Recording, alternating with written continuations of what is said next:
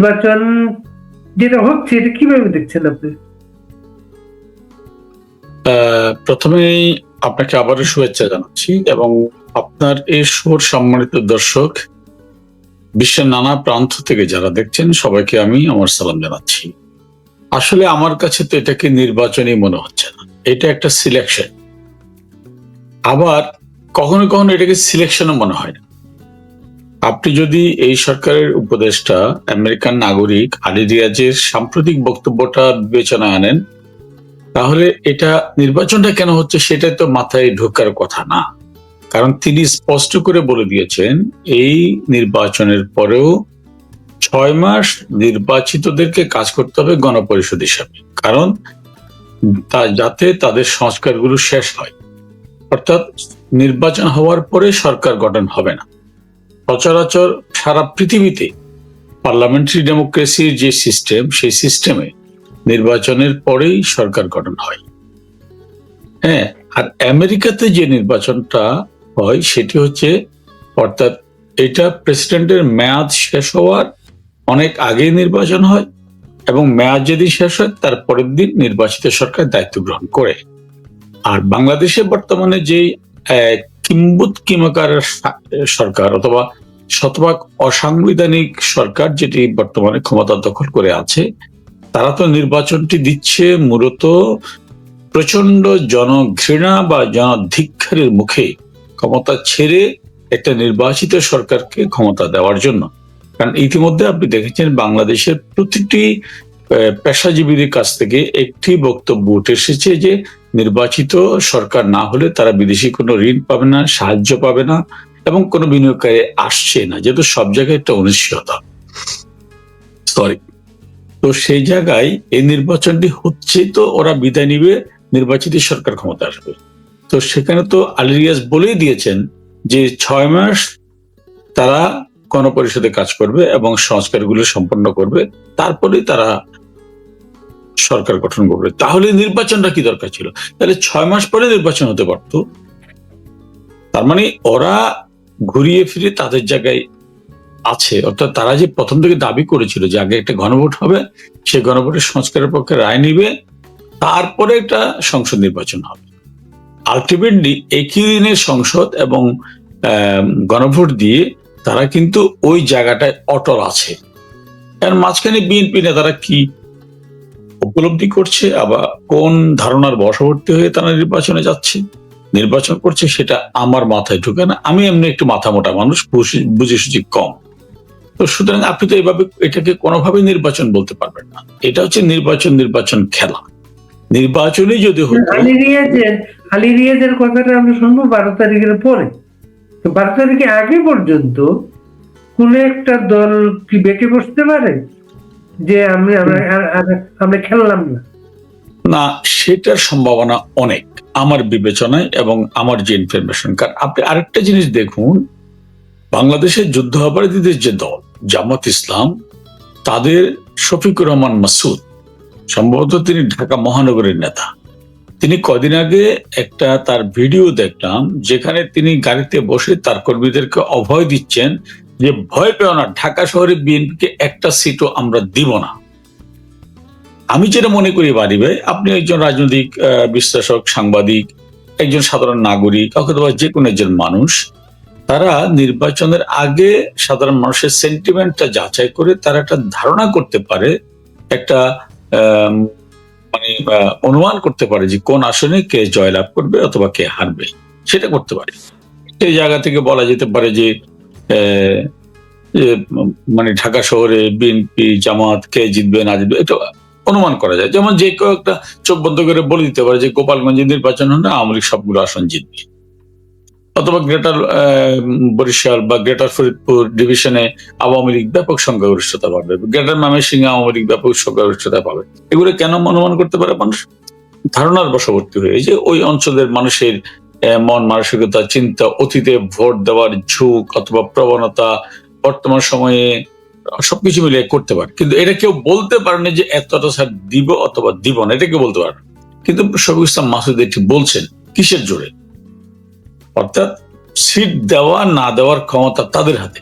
এইটাও যদি আপনি বিবেচনায় নেন তাহলেও কি এটা নির্বাচন? এবং এই যে ভোট মানে কোন সিট দিব না, তারা যদি মনে করে এক পর্যায়ে যদি দেখে যে না তাদের হাতে সে কন্ট্রোল নেই, তাহলে তারাও হয়তো নির্বাচন থেকে বেঁকে বসতে পারে। আবার যারা জামাত মনে তো করছে জামাত তো আবার সবাই ক্ষমতায় থেকে তারা নির্বাচন করছে। বিএনপি ইলেকশন কমিশনে গিয়ে বলছে ভোটার স্থানান্তর জামাত যা করেছে, বিএনপি অভিযোগ করতে আরম্ভ করছে, ইলেকশনের আগে অভিযোগ করতে আরম্ভ করছে। আমি ওই জায়গাটা যাচ্ছিলাম। আবার যারা মনে করছে যে অলরেডি দাফে একটু প্রাইম মিনিস্টার হয়ে গিয়েছে, তারাও যদি তাদের মধ্যে যে বোধোদয় ঘটে যে আরে আমাদের তো ঘুম পাড়িয়ে রেখেছিল প্রধানমন্ত্রিত্ব দিয়ে যে শুধু শপথ বাকি, প্রধানমন্ত্রী হওয়া নির্বাচন হওয়াটা বাকি, নির্বাচন হলেই শপথ নিচ্ছি, তাদের যদি ঘুম থেকে জেগে উঠে দেখতে পারে যে না প্ল্যান এ বি সি সব শেষ, কমপ্লিট এবং মেটিকুলাসলি সেটাও, তখন তারাও হয়তো বেঁকে বসতে পারে। কিন্তু আমার বক্তব্যটা হচ্ছে কি, তারা বেঁকে বসুক আর না বসুক, তাহলে এই নির্বাচনটা কেন? যেখানে আলী রিয়াজ বলেই দিয়েছেন যে নির্বাচন হলো তোমরা ক্ষমতা পাচ্ছ না, 6 মাস তোমাদের কাজ করতে হবে। তারপরে আরেকটা বিষয় আপনার আসি, ধরেন গণভোট। এই যে অবৈধ দখলদার মবেস্টার ডক্টর ইউনূসের যে সরকার, তারা বলে এসেছিলেন যে আমরা সংস্কার করব, সেই সংস্কারগুলোর পক্ষে জনগণ আছে কি নেই সেটা রায় নেওয়ার জন্য আমরা গণভোট করব। তাহলে গণভোট কেন করবে? সংস্কার মানুষ চায় অথবা চায় না সেটার পক্ষে বিপক্ষে মত নেওয়ার জন্য। তাহলে সেখানে যদি সরকার সরাসরি গণভোটের পক্ষে সব জায়গায় ক্যাম্পেইন করে, সরকারি আধা সরকারি স্বায়ত্তশাসিত সমস্ত প্রতিষ্ঠানকে বাধ্যতামূলকভাবে গণভোটের পক্ষে তারা নামিয়ে দিয়েছে ক্যাম্পেইন করার জন্য, তাহলে কি সেটা ভোট হইতে পারে? তাহলে এই গণভোট খেলার কোনো দরকার ছিল না। এবং আখেরে যেটা হয়েছে, কোনো গণভোটের গভর্নমেন্ট পার্টি হারে না, না পৃথিবীর কোনো রেকর্ড নেই, এবং সেখানে ভোট পাবে 98% অথবা তার চেয়ে বেশি। হ্যাঁ, এবং কোন কোন কেন্দ্রে দেখা যাবে 100% বেশি ভোট পেয়ে গেছে, সেটাও হতে পারে। তো এখন তাহলে সেটাও দরকার ছিল না। যেভাবে বন্দুকের নলের আরেকটা বিষয় আমিন ভাই, অনেক দিনের রাজনীতির অভিজ্ঞতা, যদি অনেক ইলেকশন হলো, ইলেকশনে যারা পাস করে আসলো, তারা কি তখন আলী রিয়াজের কথা শুনবে? তখন না, তখন যদি কথা না শুনে আপনি এবং তারা আন্দোলনে যাবে, আন্দোলনে যাবার পরও এখন তো ক্ষমতা তো কার হাতে? ক্ষমতা কার হাতে? তো যা একটা অদৃশ্য শক্তির হাতে ক্ষমতা বর্তমানে, তাই না? আজকে তো তারা সাংবিধানিক ভাবে ক্ষমতা নেই, নির্বাচিত সরকার হিসাবে ক্ষমতা নেই, কোন ইকুয়েশনে তারা ক্ষমতা নেই। তা আছে কি করে? একটা শক্তির জোরে। তো সেই শক্তি যদি নির্বাচিত পার্লামেন্ট মেম্বারদের ক্ষমতা হ্যান্ড ওভার না করে, তাহলে সেই নির্বাচিত পার্লামেন্ট মেম্বাররা হয়তো রাজপথে নেমে আসবে। তার মানে দেশে একটা আবার অরাজকতা তৈরি হবে, দেশটা এমনিতে জাহান্নাম হওয়াটা বাকি নেই। বাংলাদেশে বর্তমানে মুষ্টিমেয় কিছু জামাতি বট ছাড়া এবং কিছু অর্বাচীন বিএনপি নেতৃবৃন্দ ছাড়া, যে অর্বাচীন নেতৃবৃন্দ গুলো বলে যে 17 বছর পরে দেশে আসলাম, কোনো উন্নয়ন হয়নি, যা দেখে গেছিলাম তার চেয়ে খারাপ হয়ে গেছে। মানে একজন নেতৃত্ব কোন লেভেলে অর্বাচীন হলে কথা বলতে পারে যে দেশটা যে জায়গায় রাজনীতি না করার আপনার আন্ডারটেকেন দিয়ে দেশ ছেড়েছিলেন, তখন এদেশের মাথাপিছু ইনকাম ছিল $570। এটা তো শেখ হাসিনার করা স্ট্যাটিস্টিক্স নয়, এটি হচ্ছে ওয়ার্ল্ড ব্যাংকের স্ট্যাটিস্টিক্স। আজকে সেটি $2800। যখন $92 বিলিয়ন জিডিপির আয়তন ছিল, সেটি আজকে $460 বিলিয়ন। যখন 43% দারিদ্র্যের হার ছিল, সেটি আজকে 18-র নিচে। হ্যাঁ, আপনি যখন মানে কোন রকমের ট্রেনে 3000 মেগাওয়াট বিদ্যুৎ উৎপাদিত হতো, সেটি এখন 26,000 মেগাওয়াটে। তো এখন এত কিছু, আমি অবকাঠামোগত উন্নয়নের কথাগুলো বাদ দিলাম, অবকাঠামোগত উন্নয়ন টোটালি বাদ দিয়ে দিলাম। এরপরও যদি কেউ বলে যে দেশ যে অন্ধকারে দেখেছিলাম এখন তার বেশি অন্ধকারে, তাহলে এই নেতৃত্বকে আপনি কিভাবে মূল্যায়ন করবেন? মানুষ কিভাবে মূল্যায়ন করছে? হ্যাঁ, তো এখন সেই জায়গায় সেজন্য বলছি যে তাহলে দেশের অবস্থা এমনিতে ভয়ঙ্কর অবস্থা। আরেকটা বিষয় দেখেন, আমি যে একটু শেষ করি। আপনি অর্থনীতি শেষ, শিক্ষা প্রতিষ্ঠানগুলো শেষ, হ্যাঁ, এবং আমাদের ইয়াং জেনারেশনের মুখে যে কালচারালি যে শালীন সভ্য একটা বুলি আমরা আগে শুনতাম সেটাও শেষ। কোথাও কোনো ইয়ে নেই।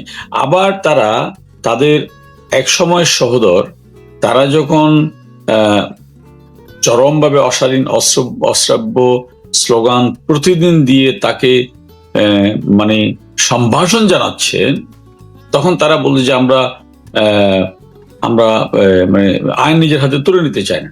তারপর কিন্তু তারা যখন একজন আওয়ামী লীগের নেতা কর্মী পান, তখন আইন হাতে তুলে নেওয়ার কথা তাদের চিন্তা থাকে না। তখন তারাকে পারলে মারতে মারতে মেরে ফেলেন। তখন কিন্তু ওইটা যে আইন হাতে তুলে নেওয়া হয় সেটা বুঝে না। এটা কি আসলে আমি বুঝতেছি না, এটা কি মানে কোন ধরনের রাজনীতি অথবা এটা কোন ধরনের খেলা, এটা আমি বুঝি না। কিন্তু সাধারণ মানুষ এটা বুঝে বলেই কিন্তু আজকে বাংলাদেশে আপনি যেটা বলছেন আজকে সর্বগ্রাসী একটা অতল সংকটের দিকে দেশ ধাবিত হচ্ছে। এবং সবকিছু শেষে কিন্তু তারা একটা ভয় দেখায় সবাই রে, এগুলো করলে আওয়ামী লীগ আসবে, আওয়ামী লীগ আইলো। এইটা ভয়টা পাচ্ছে এই কারণে তারা মুখে যত কথায় বলুক, তারাও তো রাজনীতি করে এবং তাদের দলের সিনিয়র জুনিয়র সব নেতাদের তো 50-60 বছরের রাজনৈতিক অভিজ্ঞতা আছে। সে অভিজ্ঞতার আলোকে তারা তো মাঠের অবস্থাটা বুঝতে পারছে যে আওয়ামী লীগকে গায়ের জোরে রাজনৈতিক কার্যক্রম নিষিদ্ধ করে দেওয়া যায় এবং রাজনৈতিক কার্যক্রম নিষিদ্ধ করার পরে মানে নির্বাচন কমিশনকে দিয়ে আওয়ামী লীগকে নিবন্ধন বাতিল করা যায়, কিন্তু মানুষের হৃদয় থেকে আওয়ামী লীগকে তো বাতিল করা যাচ্ছে না। মানুষের অন্তর থেকে তো আওয়ামী লীগের নিবন্ধনকে বাতিল করা যাচ্ছে না, বরঞ্চ আওয়ামী লীগকে মাফ করে মেরে ফেলা যাচ্ছে। আওয়ামী লীগ নেতাদেরকে কারাগারে বিনা চিকিৎসায় ধুকে থেকে মেরে ফেলা যাচ্ছে। আওয়ামী লীগ নেতা কর্মীদের বাড়িঘরে আগুন দেওয়া যাচ্ছে, তাদের মাকে হত্যা করা যাচ্ছে আগুনে পুড়িয়ে, কিন্তু তাদের হৃদয় থেকে বাংলাদেশের সাধারণ মানুষের হৃদয় থেকে আওয়ামী লীগকে মোছা যাচ্ছে না বলে তাদের ভয় যে আওয়ামী লীগ আসবে। এবং এই ভয় দেখিয়ে তারা যে মানুষগুলো আপনার জুলাই আগস্টে সরকারের বিরুদ্ধে অবস্থান নিয়েছিল তাদেরকেও ভয়ের মধ্যে রাখতে চায়। দেখো, আওয়ামী লীগ ফিরলে তোমাদের কারো রেহাই নেই। আমি এ প্রসঙ্গে আবারও একটি কথা পুনর্ব্যক্ত করতে চাই।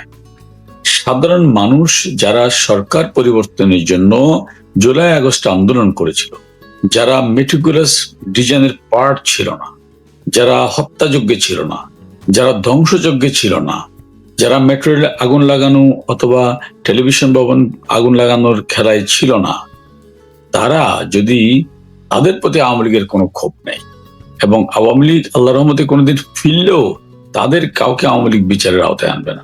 কারণ আওয়ামী লীগ মনে করে দেশের যে কোনো নাগরিক কোনো কারণ ছাড়াও সরকারের পরিবর্তন চাইতেই পারে, রাজপথে নামতে পারে। আপনি সাম্প্রতিক সময়ে মাননীয় প্রধানমন্ত্রীর বক্তব্য নিশ্চয় শুনেছেন। তিনি বলেছেন যে আমি যদি সভা সমাবেশের অধিকার না দিতাম, আমি যদি চাইতাম গণতান্ত্রিক পরিবেশ না থাকুক, তাহলে তো তারা যখনই আন্দোলন এসছে তখনই তো আমি পুলিশ দিয়ে তাদেরকে দমন করতে পারতাম, কিন্তু আমি তো সেটা করিনি। কারণ আমি মনে করি তাদের আন্দোলন করার অধিকার আছে। আমরাও আন্দোলন করেছি অতীতে, আমরা আন্দোলন করেছি জিয়া রহমানের বিরুদ্ধে, আমরা ইয়াহিয়া খানের বিরুদ্ধে আন্দোলন করেছি, আমরা এরশাদের বিরুদ্ধে আন্দোলন করেছি, আমরা বেগম জিয়ার বিরুদ্ধে আন্দোলন করেছি। আন্দোলন করলেই তাদেরকে এই মবেস্টার ইউনুসের মতো গরম পানি দিয়ে অথবা সাজোয়া জান দিয়ে তাদেরকে তাড়িয়ে দিতে হবে, এটা তো গণতান্ত্রিক আমরা করিনি। সুতরাং এই জায়গা থেকে আমরা তাদেরকে এনশিওর করতে চাই যে সরকার পরিবর্তন আন্দোলন করলেই কাউকে আওয়ামী লীগ কারোর বিরুদ্ধে যাবে না, কিন্তু আজকে তারা সেই জুজুর ভয় সাধারণ মানুষকে দেখাচ্ছে। রবিউল আলমদের কি করবেন? রবিউল আলম হচ্ছে ঢাকার একজন জজ, আজকে তিনি আরেকটা রায় দিয়েছেন, এবং রায়ের পরে এই আজকের পত্রিকায় একটা যোগফল দিয়ে বলেছে শুধুমাত্র প্লট কে কেন্দ্র করে উনি শেখ হাসিনার বিরুদ্ধে এখন পর্যন্ত 26 বছরের জেল দিয়েছে। এগুলো, এই রায়গুলো রবিউল আলমের যদি তার কোনো সন্তান সন্ততি থাকে, আমি তাকে অনুরোধ জানাবো উনি বাড়িতে গিয়ে তার সন্তান সন্ততিকে জিজ্ঞেস করার জন্য যে মা আজকে রায়টা কেমন হয়েছে, বা বাবা আমি যে রায় দিলাম এটা কেমন হলো। আমি নিশ্চিত তারাও তাকে বলবে যে বাবা তুমি ইতিহাসের কাঠগড়ায় দাঁড়ায় গেছো, বাবা তুমি মানুষের ঘৃণার জায়গায় দাঁড়ায় গেছো, বাবা হ্যাঁ তুমি একটা খারাপ এক্সাম্পল তৈরি করেছো বাবা। তারা তাদের তার আত্মীয় স্বজন পরিজনের কাছেও তার ঘৃণার জায়গায় পৌঁছে গিয়েছে।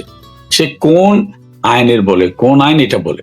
কারণ বাংলাদেশের সংবিধানই তো প্রধানমন্ত্রীকে ক্ষমতা দিয়েছে যে দেশের জন্য অবদান রাখলে তাদেরকে প্লট দেওয়া যায়, এবং এই অবদানের কারণে তো এরশাদ বেগম জিয়াকে ক্যান্টনমেন্টে 2.5 একরের জমি দিয়েছিল। পরবর্তীতে যদিও বা কোর্টের রায় সেটা তাকে ছাড়তে হয়েছে, কারণ একই সাথে তিনি গোলশানো 30 কাঠার একটি প্লট পেয়েছিলেন। কেন পেয়েছিলেন?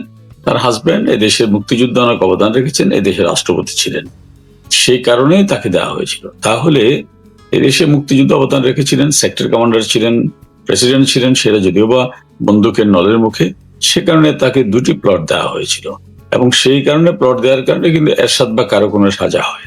তাহলে বঙ্গবন্ধু জাতির পিতার কন্যা, তার রক্তের কেউ যদি প্লট পায়, সেখানে আপনি তাকে 30 বছরের সাজা দিবেন, মানে এটা একজন মানুষ নিজের বিবেককে কিভাবে বন্ধক দিলে এই রায় দিতে পারে, সেই বিচারের ভার আমি জনগণের হাতে ছেড়ে দিলাম। এই প্লটগুলোর অবস্থা দেখেন, ধরেন বঙ্গবন্ধুর কারণে আমাদের সবার জীবনে একটা গতি হয়েছে। আমরা স্বাধীন দেশের মানুষ, আমরা সারা পৃথিবীতে আছি, বাংলা সারা পৃথিবীতে আছি। শেখ হাসিনার কারণে বাংলাদেশের অনেক ঠিকানাবিহীন মানুষ বাড়ি পেয়েছে। আজকে শেখ হাসিনা হচ্ছে 9 লক্ষ ভূমিহীন মানুষ বাড়ি পেয়েছে। 9 লক্ষ। আজকে শেখ হাসিনার কিছুই নেই কোনো জায়গায়। স্বামীর বাড়িটাও শেষ, 35 নম্বরে শেষ, আর একের পরে রায় দিচ্ছে। আমি সেটাই বললাম যে এই রবিউল সাহেব যদি চিন্তা করতেন যে বঙ্গবন্ধু দেশ স্বাধীন না করলে আমি বিসিএস জুডিশিয়ারিতে টিকতাম কিনা, অথবা বিসিএস জুডিশিয়ারি হইতো কিনা, না হলে আমার চাকরি কোথায় যেত, আমি মনে করি এসব বিবেকহীন নরকের কীট গুলো এদের নিয়ে আলোচনা না করার পর ইতিহাস তাদের জায়গা তাদের জন্য ঠিক করে রেখেছে, এবং সেই জায়গায় তারা পৌঁছে যাবে ইনশাআল্লাহ। আমিনুল ইসলামের দলে আমরা ইলেকশনের দিকে যাই। আওয়ামী লীগ তো ইলেকশনটা বর্জন করেছে, আর কি করতে পারে আওয়ামী লীগ? না, আওয়ামী লীগ নির্বাচন বর্জন করেনি। আওয়ামী লীগকে নির্বাচন করতে দেওয়া হচ্ছে না সম্পূর্ণ অসাংবিধানিক ভাবে। এবং আপনি অস্ট্রেলিয়া থাকেন, আপনি দেখেছেন ইতিমধ্যেই আওয়ামী লীগকে নির্বাচন করতে না দেওয়ার কারণে বিশ্বের বিভিন্ন মানবাধিকার সংগঠনগুলো, গণতান্ত্রিক সংগঠনগুলো, ইভেন কানাডার পার্লামেন্টেও এটা নিয়ে ব্যাপক বিতর্ক হয়েছে, এবং তার পক্ষে বিশ্ব জনমত গঠিত হচ্ছে এবং ভয়েস গুলো রেজ হচ্ছে। তো এটি তো আওয়ামী লীগের প্রতি তাদের চরম ভয়ের কারণে। এবং কিন্তু ইতিহাস যেটা আমাদের শিক্ষা দেয় সেটা হচ্ছে খুবই মর্মান্তিক। আওয়ামী লীগকে বাদ দিয়ে বাংলাদেশে বেশ কয়েকটি নির্বাচন হয়েছে, সেই নির্বাচনের পরে কিন্তু কোন সরকার তার 5 বছর মেয়াদ পূর্ণ করতে পারেনি।